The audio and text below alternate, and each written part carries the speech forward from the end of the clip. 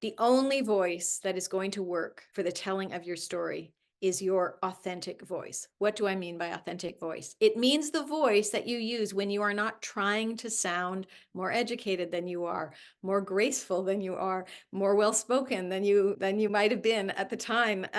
It's when you're employing vocabulary that you actually use in your life. It is the opposite of a kind of reporting voice. It's that tender heart voice that you use when you are speaking with friends, when you are not trying to be anything other than who you are. And the authenticity piece is that you have made peace with your voice, not just being enough, but being the only voice able to tell this story. And sometimes that means a bit of work and dialogue with the inner critics that rise up in us. Sometimes it means casting our glance back a bit to voices in our past who might have shut us down, ridiculed us in some way, made us feel less than, intimidated us. Those voices can still be having an effect on how we shape the voice in our own writing. And it can work if you are writing, let's say, a novel that's narrated by a character who has those characteristics, but it doesn't work in memoir. It doesn't work in memoir because we, as the reader, we need to trust the writer. We need to be having an intimate relationship. We as writers need to be having an intimate relationship with our reader. It is a sacred, intimate relationship. That's how I think of it anyway.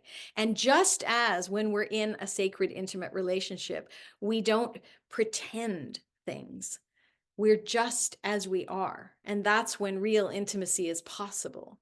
The same is true in writing. We need to come to the page, warts and all. We need to be really imperfect. We need to get things wrong. We need to stumble. We need to be, I mean, not awkward in terms of writing, but sometimes the voice can become inauthentic when the narrator, the protagonist in your memoir, you, in other words, are always seem to be doing the right thing.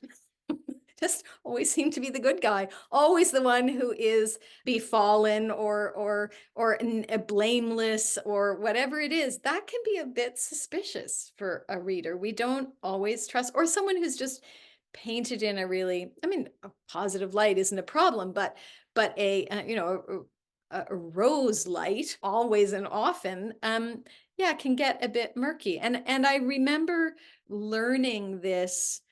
I don't remember the book exactly, but I remember the period of my life when I was reading and realizing at a very visceral level, both the revealing of their flaws and imperfections and shadow sides were the very things that made me love them, that made me love this book, that made me trust this story, that made me want to be in this story.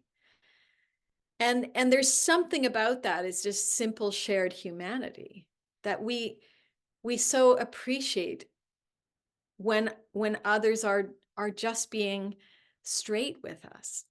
And that straight talk is when there's no filter between who I am and what I'm saying. So that's what I mean anyway by your authentic voice. And it's critical in memoir. It's not just important, it's critical. The writer Mary Karr, who's one of the greats of the memoir world, she says that a memoir lives and dies 100% on voice. Now, I quibble with the percentage, but I know what she means.